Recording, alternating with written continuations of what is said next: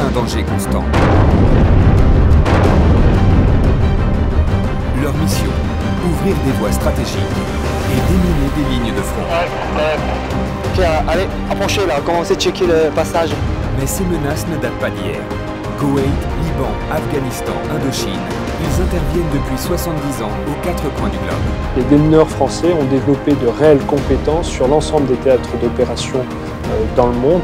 Au Mali, aujourd'hui plus que jamais, ils luttent contre les EEI, les engins explosifs improvisés. Aujourd'hui, le danger il est totalement diffus au Sahel et il ne cesse de s'accentuer. Sur les 10 morts de Barkhane, la moitié environ le sont à cause des engins explosifs improvisés.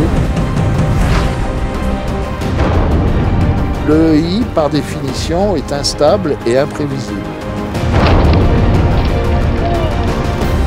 Grâce à un équipement de haute technologie, il protège les habitants des mines et autres pièges qui déciment les populations civiles pendant et après les conflits. L'armée française va très clairement s'inspirer de ce que les Américains ont mis en place en Irak.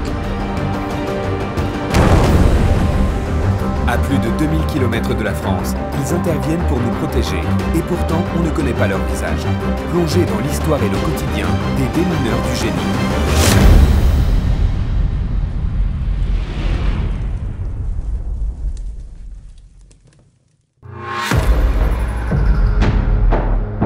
La France, depuis 2013, est engagée en Afrique pour lutter contre les groupes armés terroristes de la région sahélo-saharienne. L'opération nommée Barkhane compte 4000 militaires dont les démineurs font partie. Un de leurs camps est situé juste à côté de Kidal. 200 militaires, dont une trentaine de démineurs du génie, sont là pour sécuriser la zone. Le génie est traditionnellement l'arme qui s'occupe du déminage, qui s'occupe de tout ce qui est engin explosif et qui possède une forte expérience et une forte expertise dans ce domaine. Le rôle principal des démineurs du génie est de rechercher tout type d'engins explosifs, de les désamorcer et de les détruire. Ils travaillent souvent en équipe d'une dizaine de soldats et doivent se relayer car leurs missions sont quotidiennes et très variées. Une unité de 10 démineurs du génie s'apprête à partir. La mission du jour, fouiller une zone dans laquelle des caches d'armes de groupes terroristes pourraient se trouver.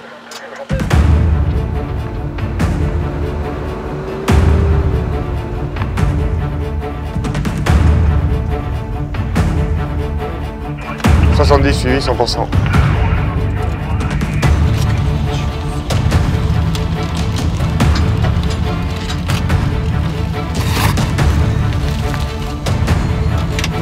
Aujourd'hui, on fait une mission de reconnaissance de la zone.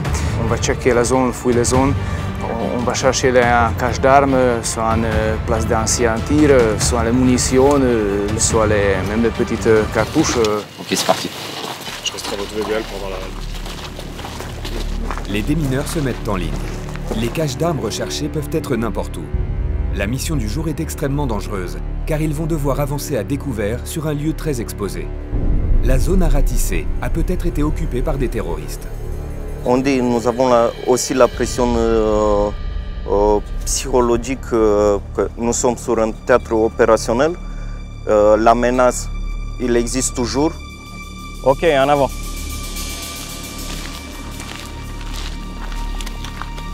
L'unité se disperse. Chaque pas posé peut déclencher une mine artisanale. Chaque pierre ou monticule de terre doit être examinée, car il peut renfermer un piège. Les démineurs ont dans leur panoplie un objet emblématique qui leur permet de sonder le sol, le détecteur de métaux. L'histoire du détecteur de mines, ou détecteur de métaux en fait à la base, commence en fait au début du 19e siècle, mais pour un usage je dirais civil. C'est un Allemand qui s'appelle Gerhard Fischer qui a émigré aux États-Unis et qui lui va créer ce qu'on va appeler le métalloscope, qui est l'ancêtre du détecteur de mines moderne. Ensuite, pendant la Seconde Guerre mondiale, on va devoir un Polonais qui s'appelle Joseph Kodzaki, je crois, le premier détecteur de mines militaire. Les Anglais ne s'y trompent pas, reconnaissent la valeur de cet équipement et à partir de 1941-1942 vont le développer. Le détecteur historique de l'armée anglaise va évoluer au cours des années jusqu'à sa version actuelle. Plus léger et plus compact, il fonctionne néanmoins grâce au même principe. le détecteur électromagnétique portable de mine décèle la présence d'objets métalliques à l'aide d'une boucle de détection. Lors de son passage à proximité d'un objet conducteur, il réagit en envoyant 3 signaux, visuels, sonores et vibratoires. Ces avertissements vont crescendo en fonction de la taille de l'objet enfoui.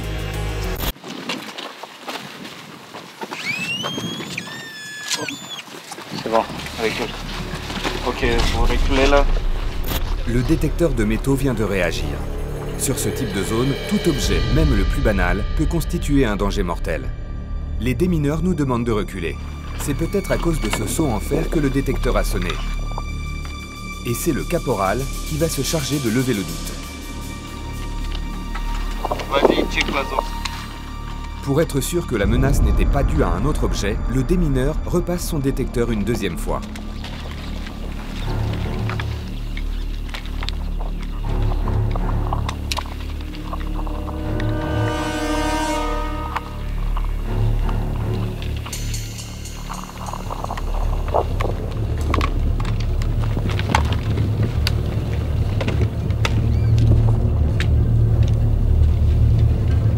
Aucun autre objet métallique enfoui n'est détecté.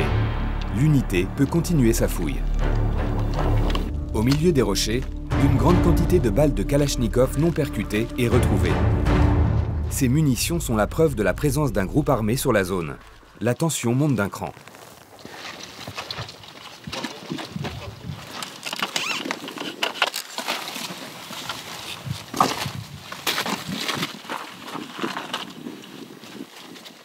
Le lieutenant prend les munitions en photo pour les archiver. Ces clichés serviront de preuve dans le cadre d'une enquête. La fouille continue. Mon lieutenant! C'est quoi? Encore munitions? Quelle? Munitions tirées ici. Ok. À quelques mètres du premier endroit, des munitions, cette fois-ci tirées, sont retrouvées au sol. Ces douilles éjectées du fusil mitrailleur pendant un tir sont la preuve qu'une fusillade a eu lieu sur cette zone.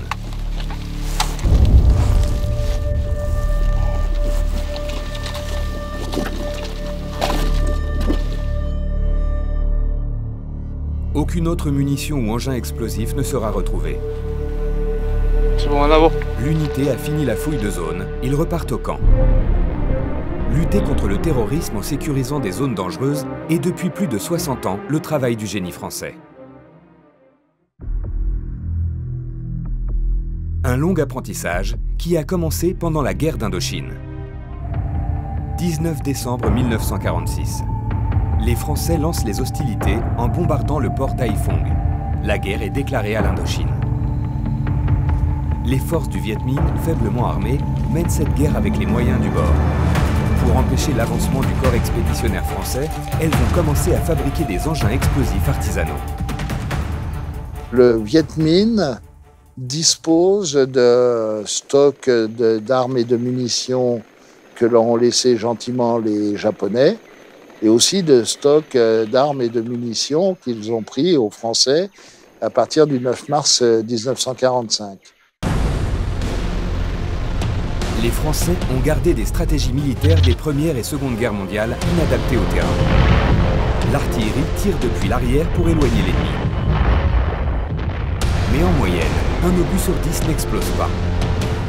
Une aubaine pour la guérilla Viet Minh qui va récupérer la matière explosive de ces obus pour fabriquer ses propres mines. En Indochine, on garde en mémoire particulièrement ce que l'on appelait la mine ananas. Ananas, pourquoi? Parce qu'elle avait la forme du fruit. Et c'était des mines qui étaient fabriquées d'une manière complètement artisanale dans des ateliers clandestins du Viet Minh. Le climat tropical et la diversité des explosifs utilisés ne facilitent pas le travail des sapeurs démineurs. Le seul équipement à leur disposition est le fameux détecteur de métaux.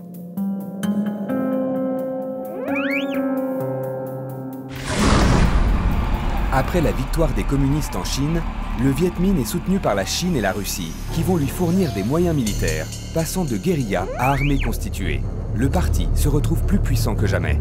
Dans l'histoire des démineurs français, c'est sans doute la première fois où ils vont devoir avoir à faire face un usage très intensif de la mine antipersonnelle ou de la mine anti-char pour justement gêner, empêcher la manœuvre ou provoquer des pertes par le biais d'embuscades.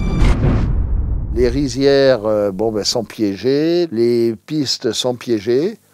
Il faut faire des ouvertures d'itinéraire. L'ouverture de route, c'est quoi? C'est tout simplement permettre à un convoi de passer entre un point A et entre un point B, entre un poste A et un poste B.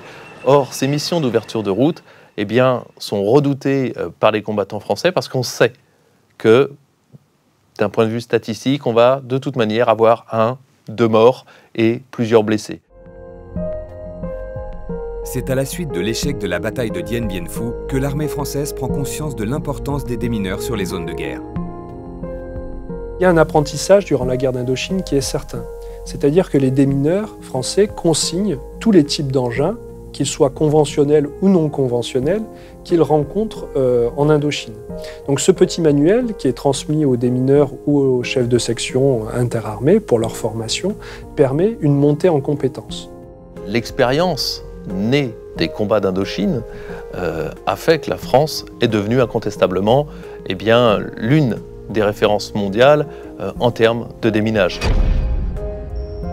Héritées de l'expérience acquise lors du conflit indo-chinois, les techniques d'ouverture de voies sont encore pratiquées aujourd'hui par l'armée française. Limite devant!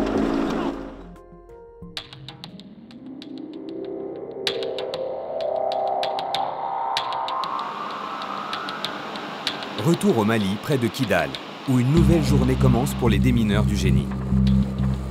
Depuis 2013, cette ville moyenne située à l'est du pays est le théâtre de combat entre les djihadistes et l'armée française. Différents groupes armés terroristes et guérillas locales s'y affrontent aussi. Les démineurs y interviennent très souvent pour des missions de sécurisation. La route empruntée est dangereuse. Ils vont devoir effectuer une ouverture de voie. Checker autour de véhicule.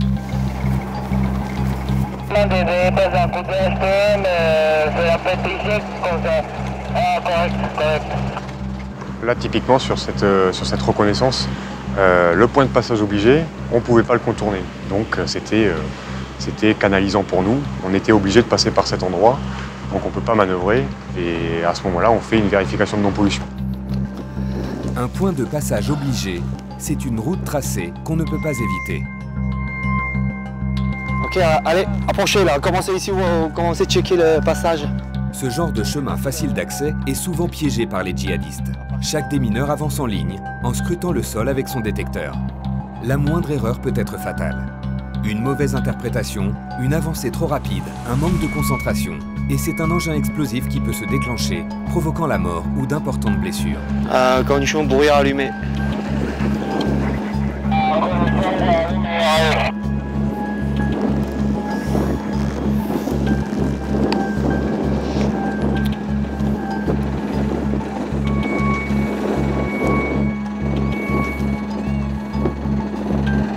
Bon, chat, stop. J'ai besoin qu'il avance le véhicule. Les détecteurs n'ont pas sonné. Le véhicule blindé peut progresser. Les véhicules utilisés pendant toutes les missions, donc ce sont des véhicules blindés, différents types. Nous avons les VAB, donc c'est un véhicule de l'avant blindé qui permet le transport d'un groupe de combat, du génie ou d'infanterie, équipé d'armement 12,7, donc une mitrailleuse calibre 50 12,7 mm. À l'intérieur d'un VAB, vous pouvez avoir un groupe de 7 et plus un conducteur et un radiotireur. Généralement, on est embarqué à l'intérieur pour 72 heures d'autonomie. Vous avez une antenne pour la radio, bien sûr, et vous avez au milieu du VAB, vous avez plusieurs petites antennes qui sont en fait pour le brouilleur. Le véhicule blindé est un des moyens de déplacement emblématiques des démineurs. Pour les protéger, il est équipé d'outils de haute technologie, comme les brouilleurs radio.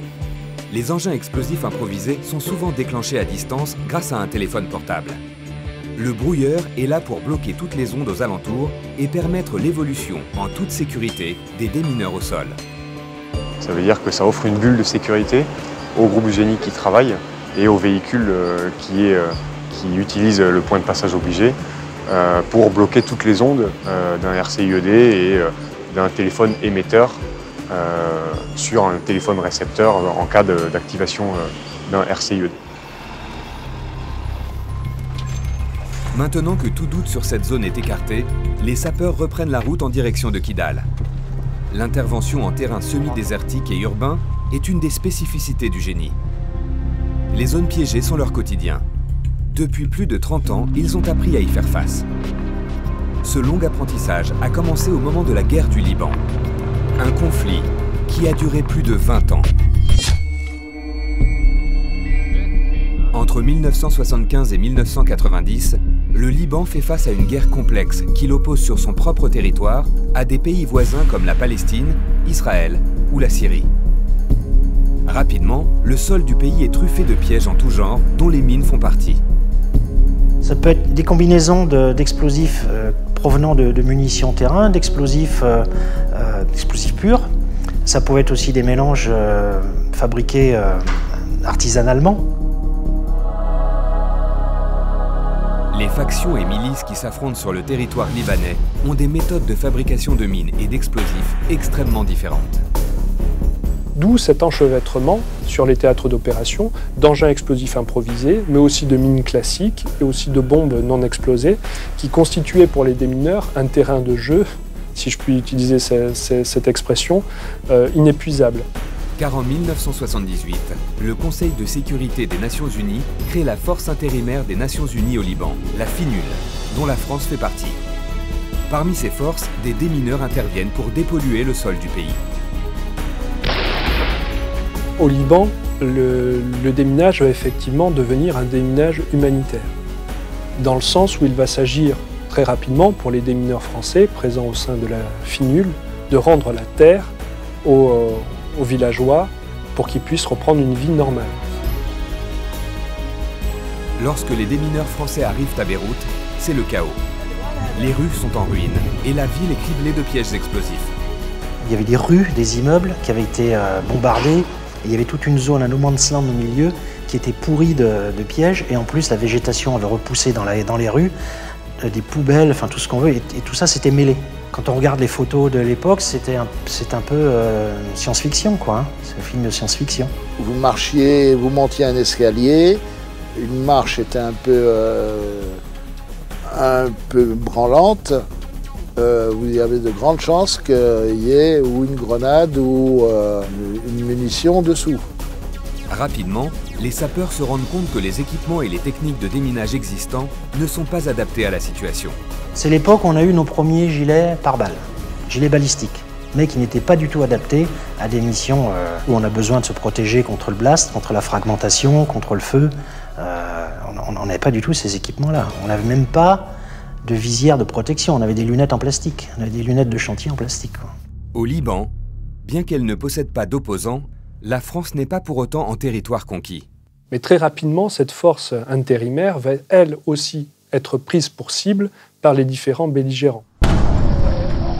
Le dimanche 23 octobre 1983, au petit matin, un attentat vise à Beyrouth l'immeuble Drakkar, où dorment de nombreux militaires français. Un véhicule bourré d'explosifs va forcer le périmètre de sécurité français, rentrer dans le bâtiment, exploser, et le bâtiment va s'écrouler.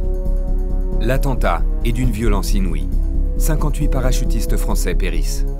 Il y a un avant et un après Drakkar, parce que l'armée française, déployée au Liban, est ramenée brusquement face à une réalité de la guerre de guérilla. Donc c'est un traumatisme. C'est une leçon payée avec le prix du sang. Par la suite, toutes les interventions en zone urbaine ont puisé leur inspiration dans les leçons tirées de cet événement.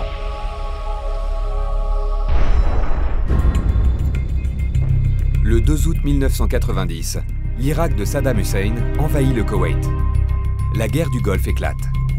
Saddam Hussein pensait qu'il y aurait un débarquement américain. Il s'est empressé de miner les plages du Koweït. Le débarquement américain n'aura pas lieu. Mais pour intervenir au Koweït, les Nations Unies forment une coalition regroupant une trentaine d'États. Le 17 janvier 1991, l'opération nommée Tempête du désert débute sous le commandement des États-Unis.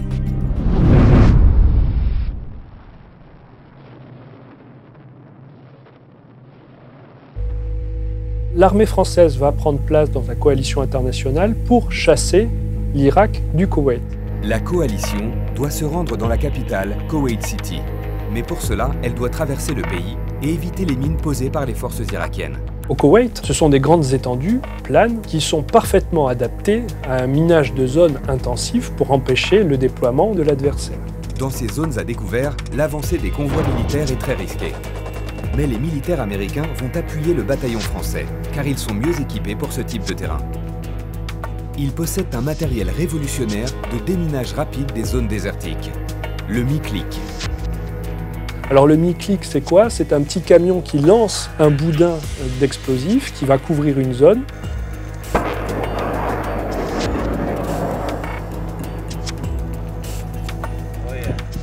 Qui va ensuite exploser. Et le souhait, c'est que ça fasse par sympathie exploser toutes les mines qui sont autour du boudin, en ouvrant ainsi un couloir pour la progression de la colonne.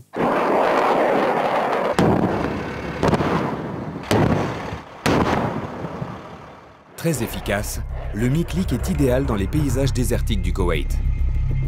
Il permet à la coalition de rejoindre rapidement Koweït City.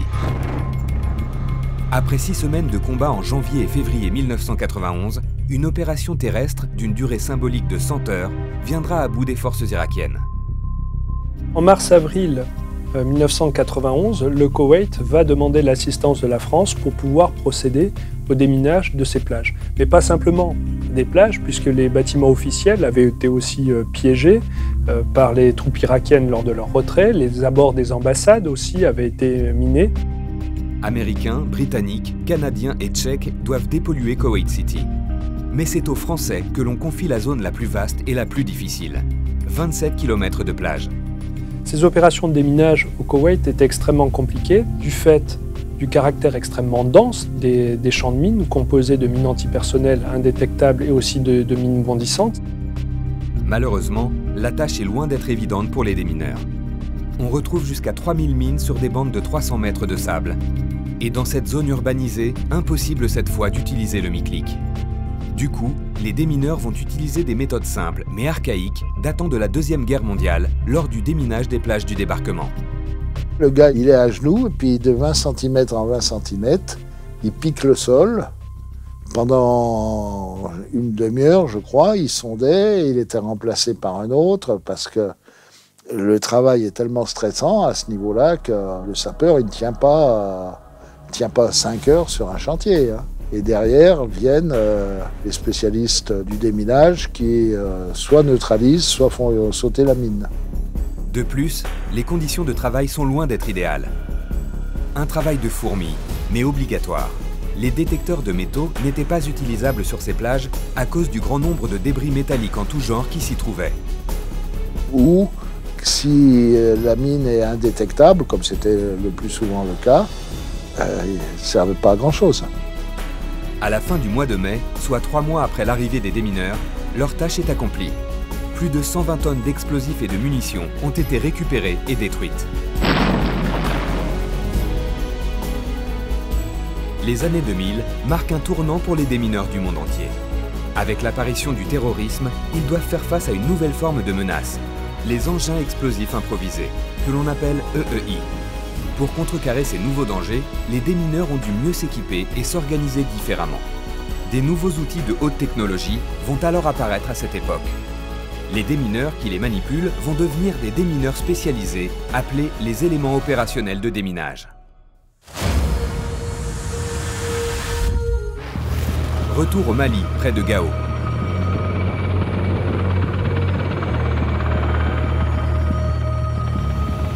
Une équipe de démineurs spécialisés part pour un entraînement. Ils sont les seuls habilités à neutraliser les engins explosifs retrouvés sur les théâtres d'opération. Les phases d'entraînement sont donc pour eux très importantes. L'exercice du jour est de retrouver un engin explosif factice, mais qui est similaire à ceux présents sur la zone. Ils ont amené avec eux tous les derniers outils de déminage dont ils se servent tous les jours. Il est primordial pour eux de s'entraîner régulièrement. L'équipe se prépare pour un exercice de déminage d'engins explosifs improvisés. Ils ils ont tout un équipement de haute technologie pour les détecter et les désamorcer. Tenue de protection, détecteurs de métaux ou robots télécommandés à chenilles appelés paquebots font partie de leur attirail.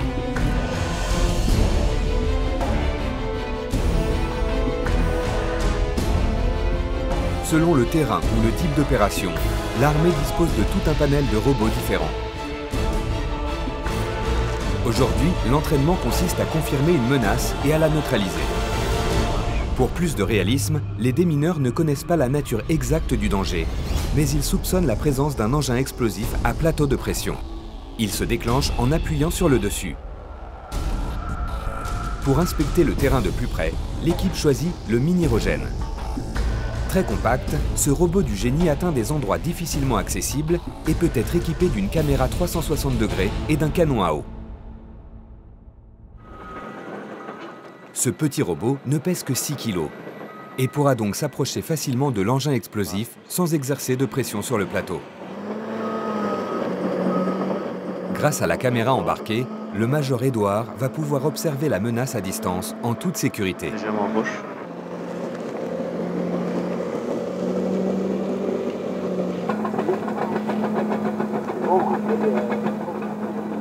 Je vois deux parties de terre remuées. Il y en a un, il est sur le passage des rues, là. Il peut s'agir d'un plateau de pression. Hein. Si le major voit juste, un simple pas sur le plateau suffirait à déclencher l'explosion. Face au danger, les opérateurs travaillent en binôme. Les décisions se prennent à deux pour minimiser les risques. Après concertation, il est décidé que l'un d'eux doit revêtir la tenue de protection pour désamorcer l'engin explosif improvisé. La fragmentation, ou le blast, sont autant de risques qui font partie du quotidien des démineurs. C'est pour s'en prémunir qu'ils ont toujours cherché à se protéger. Mais la tenue lourde que l'on connaît aujourd'hui n'a été créée que dans les années 80.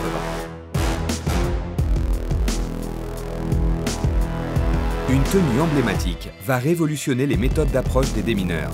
La tenue lourde de protection EOD-7B. Son concepteur est canadien. Il s'appelle Richard Labbé.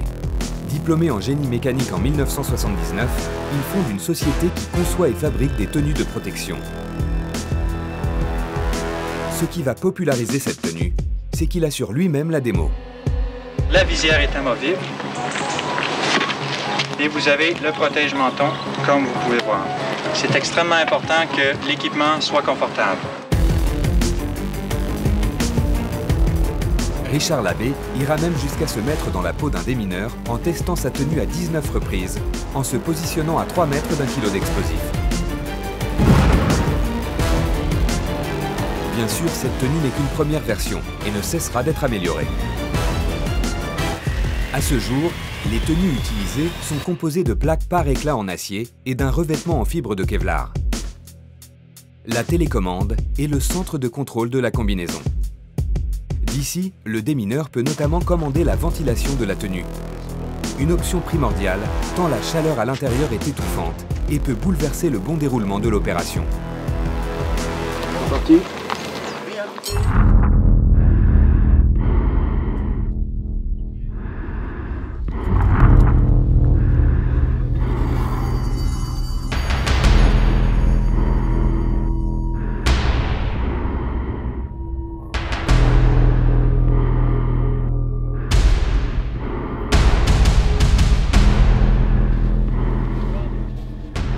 Le démineur creuse pour révéler l'engin explosif.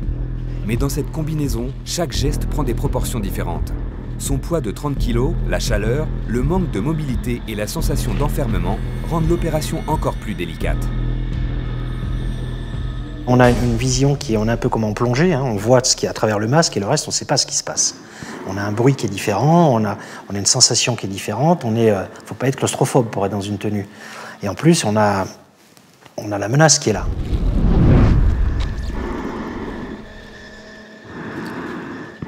Une fois l'explosif visible, l'opérateur place des crochets sur la charge et son détonateur pour les dissocier.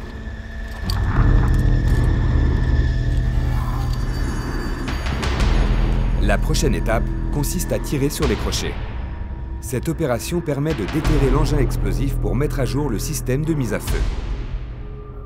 Cette action le rendra accessible pour la neutralisation. Le danger étant toujours présent, le porteur de la tenue ne doit jamais tourner le dos à la menace. Pour que l'équipement soit le plus léger possible, les plaques en fibre de Kevlar ne se trouvent que sur l'avant de la combinaison. C'est bon. Attention, traction à distance, tout le monde à l'abri. Ok. Tout le monde reste. 5 minutes de pause de sécurité sous blindage. 5 minutes de sécurité. Cela permet aux démineurs d'être presque sûrs que la charge explosive ne va pas se déclencher. Une fois ce délai respecté, le démineur va procéder au désamorçage en séparant la charge et le détonateur.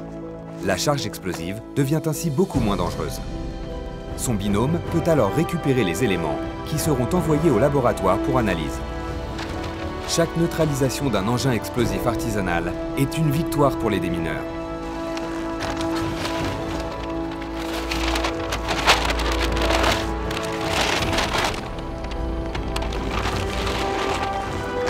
À chaque conflit, les terroristes usent de moyens de plus en plus évolués et imprévisibles pour toucher l'adversaire, comme ce fut le cas lors de la guerre d'Afghanistan.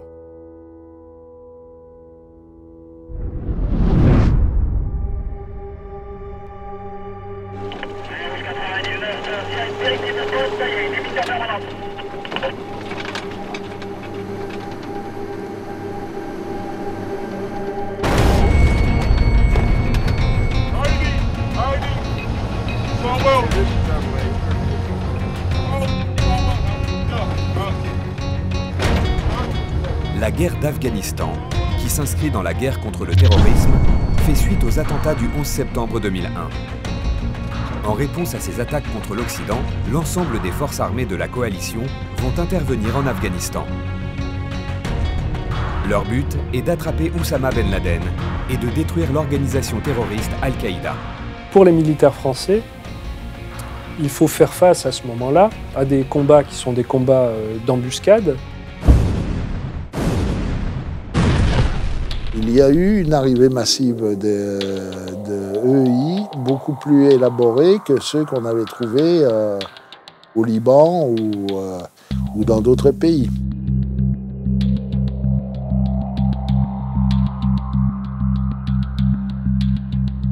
Le terrain afghan est très différent parce que, bon, au Koweït et en Irak, on est à altitude quasiment zéro. Kaboul, on est entre 1500 et 2000 mètres et il y a des sommets à 6000 mètres. Ensuite, lorsque vous vous déplacez d'un point à un autre, vous n'êtes pas sur une route goudronnée comme en France, vous êtes sur une piste. Les talibans engagent alors la guérilla contre les forces de la coalition. Comme dans tous les derniers théâtres de guerre, les mines et engins explosifs improvisés sont les principales menaces mortelles des corps armés pour progresser et atteindre leurs ennemis. Mais ces menaces de plus en plus sophistiquées et imprévisibles ne sont pas les seuls obstacles rencontrés par les Français en Afghanistan. Le terrain et le côté aléatoire de la pose de ces engins explosifs artisanaux compliquent considérablement la principale mission des démineurs, les ouvertures de voies. La nature du terrain montagneux permet aux talibans de se cacher pour tirer sur les démineurs. Ils doivent alors interrompre l'intervention, riposter pour se défendre, et une fois le danger écarté, reprendre enfin leur travail. À partir de 2008, l'armée française va très clairement s'inspirer de ce que les Américains ont mis en place en Irak, les Road Clearance Package, qui sont des colonnes de véhicules, chacun ayant leurs caractéristiques et leurs fonctions au sein de la colonne. Parmi ces colonnes se trouve le Buffalo, un engin d'intervention et de protection blindé révolutionnaire. En 2008, en Afghanistan, les Français sont cruellement confrontés aux engins explosifs improvisés. Les pertes sont importantes. Pour se protéger lors des interventions, la France achète 5 Buffalo aux Américains. Le Buffalo c'est ce monstre à 6 roues de 24 tonnes, de 8 mètres de long, 4 mètres de haut et presque 3 mètres de large. Il peut rouler à une centaine de km/h et accueillir jusqu'à 6 personnes dans sa cabine, aussi appelée cellule de survie. Grâce à ses grilles anti-roquettes et sa coque ultra blindée, les hommes qui se trouvent à l'intérieur sont totalement protégés des tirs extérieurs et des engins explosifs sur lesquels ils pourraient passer.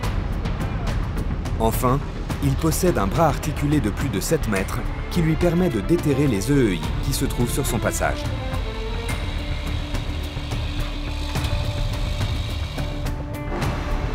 Couplé au SOUVIM, un véhicule de détection d'EEI, il forme un outil ultra performant dans le cadre d'ouverture de voie.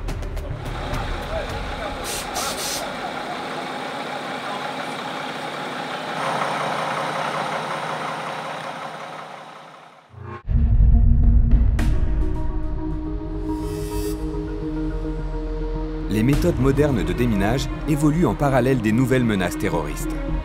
Pour se protéger de ces dangers toujours plus nombreux, il existe aujourd'hui des outils ultra performants qui permettent de préserver la vie du démineur grâce à une intervention à distance.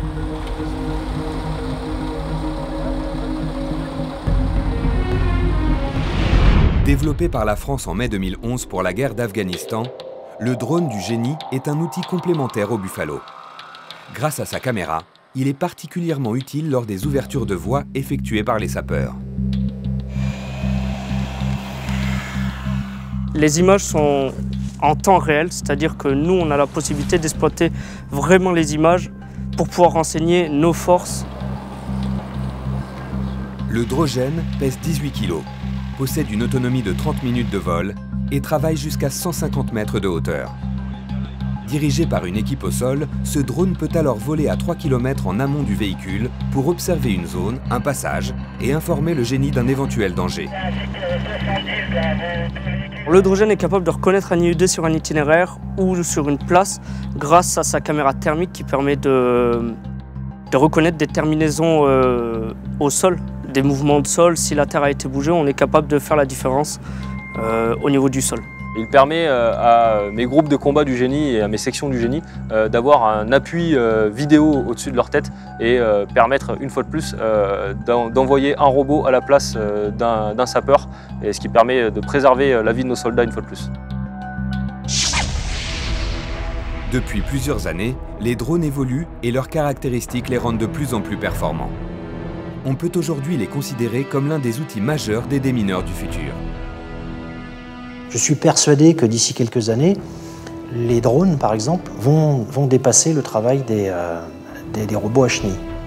Pourquoi? Parce qu'un drone, on l'imagine voler à 100 mètres de haut, mais si on le fait voler à 1 mètre du sol et qu'il a une capacité d'emport, il peut emporter une charge explosive, il peut emporter un canon à eau, le faire voler à 1 mètre sol, il va s'affranchir d'un obstacle. Mais les soldats français doivent aujourd'hui faire face à des combattants qui ont eux aussi accès aux nouvelles technologies. Ils sont au fait de tout ça parce que ce sont les enfants du siècle. Hein. C'est pas... Vous savez, il y a des djihadistes français, britanniques, américains, toutes les nationalités. Hein. Et ils ont vu les mêmes séries que nous, ils ont vu les mêmes films, ils ont accès aux mêmes technologies, ils ont grandi avec les mêmes technologies.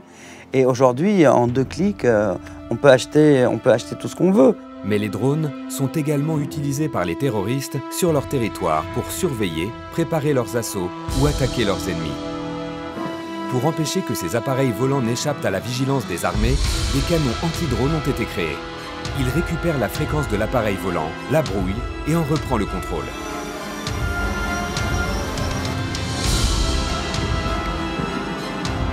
Mais heureusement, ces drones sont très peu utilisés. Bien souvent, les groupes armés terroristes usent de moyens plus classiques, comme les armes. Le trafic d'armes est très répandu dans les zones de conflit. Et pour éviter leur prolifération, des contrôles routiers effectués par les militaires en présence des démineurs sont indispensables.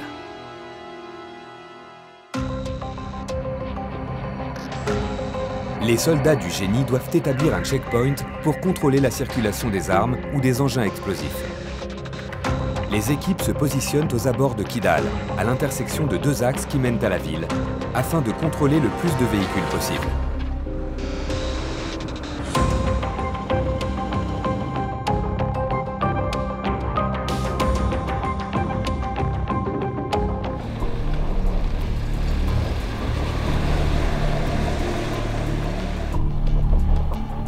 Dans un premier temps, les membres du génie procèdent à une fouille corporelle.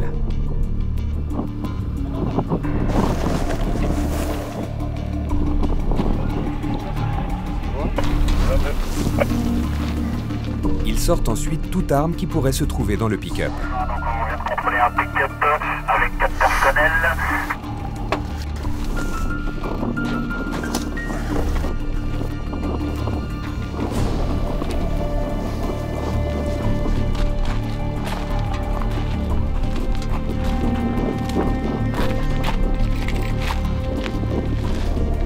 L'homme sort 2 kalachnikovs, des fusils d'assaut de l'armée russe, véritable arme de guerre. Mais pour s'assurer qu'il ne cache rien d'autre, on envoie le chien de l'équipe cynophile. Sergent! Grâce au flair de l'animal, le véhicule va être fouillé de fond en comble. Le chien semble suspecter la présence d'autre chose.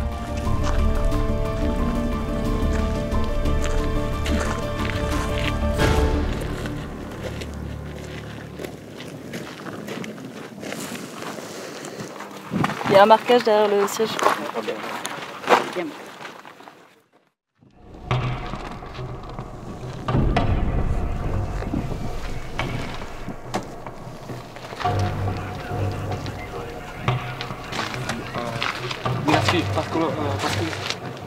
Sur le contrôle du véhicule, le local n'a pas montré dans un premier temps tout ce qu'il avait en possession. Peut-être à cause de la barrière de la langue, il n'avait pas compris toutes nos demandes. Nous avons trouvé les Kalachnikov AK-47, des VP7 en munitions. Il y a pas mal de munitions en cartouches de 7,62, fusils de chasse.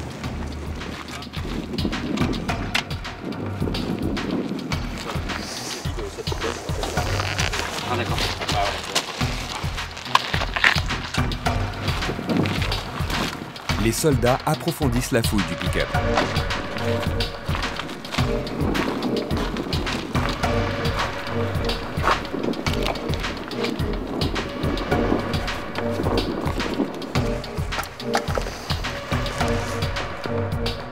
L'accumulation des armes est impressionnante.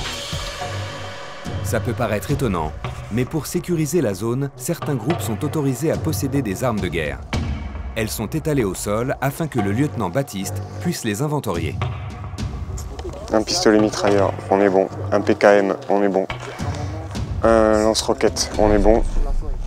Le propriétaire et les membres appartenaient au groupe armé signataire du HCUA, qui est essentiellement basé sur Kidal, dont l'une des missions est d'assurer la sécurité aux alentours de Kidal et au sein de la ville. Le papier là, ça c'est bon. C'est bon pour ça.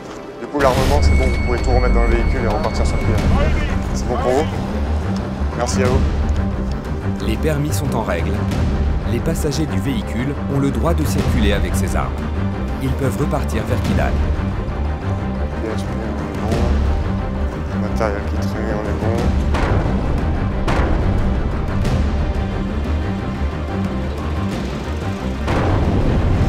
Le génie a effectué sa mission et n'a rien trouvé de suspect.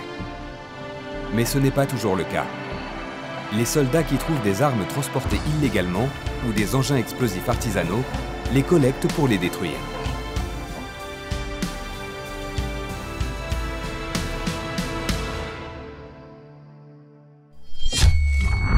Aujourd'hui, les démineurs du génie vont procéder à la destruction de plusieurs centaines de kilos de munitions et explosifs récoltés depuis 2 mois dans la région de Kidal. En moyenne, depuis le début de l'opération Barkhane, 8 tonnes de munitions sont détruites chaque année. On ne peut pas faire un millefeuille avec la cartoucherie. Les munitions récupérées sur les théâtres d'opération sont généralement stockées dans des dépôts sécurisés. Mais elles ne peuvent pas y rester éternellement, car au fil du temps, elles se détériorent et deviennent de plus en plus instables. Conditionnées et privées de leur détonateur, elles sont ensuite convoyées avec la plus grande précaution jusqu'à un terrain désert. Munitions de petits et gros calibres, roquettes anti-chars, obus de 23 et de 60 mm. L'arsenal est impressionnant. La destruction se fait par explosion contrôlée, selon la méthode du fourneau. Un énorme trou creusé dans le sol. Les soldats y placent avec la plus grande précaution les munitions qui, toujours actives, peuvent exploser à tout moment. On y ajoute des pains de plastique pour initier l'explosion finale.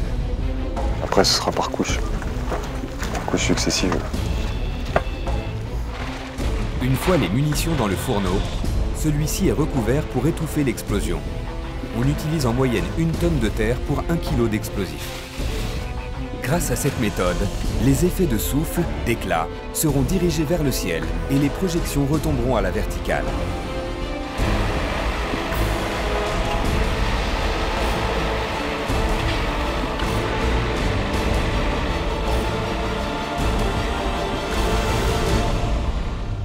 Les militaires utilisent un allumage par impulsion électrique qui permet de stopper à tout moment le déclenchement de l'explosion en cas de problème.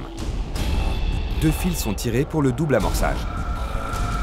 Si la première détonation ne fonctionne pas, on utilisera la deuxième pour éviter de déterrer les munitions.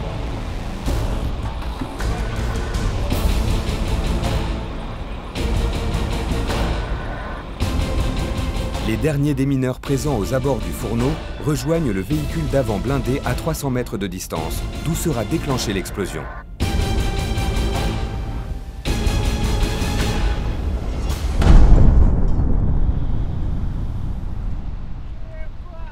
La destruction des munitions évite leur réutilisation par les terroristes. Mais elle permet aussi d'éviter que les populations civiles soient touchées. Car au Mali, le sol est truffé d'engins explosifs improvisés, mais aussi de mines. Bien après les combats, ces menaces tuent encore. À la fin de la guerre du Golfe, le monde découvre avec effroi le fléau des mines antipersonnelles, qui tuent principalement des civils. Please, listen to the cry of humanity. Look at your allies, countries that have decided to ban landmines, and take that step. Pour diminuer le nombre de victimes civiles, le traité d'Ottawa, dont 162 pays sont signataires, est entré en vigueur en 1997. Il interdit l'emploi, la fabrication ou le stockage des mines antipersonnelles. Grâce à lui, le nombre de victimes a été divisé par 10 depuis 1999.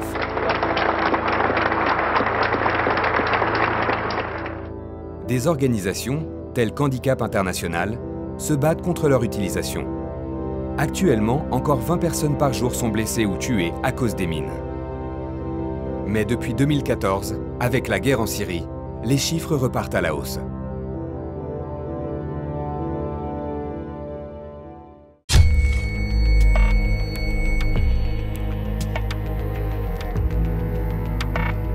Juste à côté de Kidal, le major Edouard et son équipe partent pour une mission de sensibilisation auprès des populations locales. La région est truffée de mines antipersonnelles, d'engins explosifs artisanaux. La semaine dernière, il y a eu 2 cas. Il y a un enfant, un berger, ils ont été victimes d'une explosion. L'unité se rend dans une école pour sensibiliser des enfants. Ils sont souvent les premières victimes de ces dangers. Le passage des démineurs pour leur expliquer la marche à suivre est primordial. Il est important de passer le message aux enfants. Pourquoi? Parce que c'est souvent les enfants qui sont victimes sur les munitions. Les enfants, bonjour. Je m'appelle Edouard. Aujourd'hui, on va vous sensibiliser contre les dangers de munitions. Une mine, c'était objet dangereux, il s'explose, il nous tue ou il nous coupe les bras. Le major Edouard ne mâche pas ses mots, mais c'est pour alerter via les enfants les populations civiles qui sont les premières touchées. En plus des mines, un des nouveaux fléaux de ces conflits s'appelle les munitions non explosées. Une bombe à sous-munitions est un conteneur rempli de petites bombes explosives. Une fois larguée, l'obus ou la roquette s'ouvre en vol et libère les sous-munitions qui retombent au sol.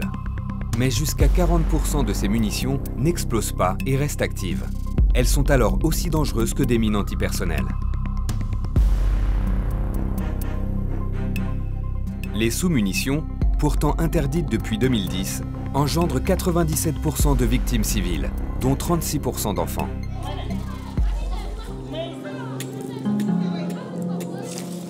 Pour montrer quelles formes peuvent prendre ces différents dangers, le Major Édouard passe à la pratique.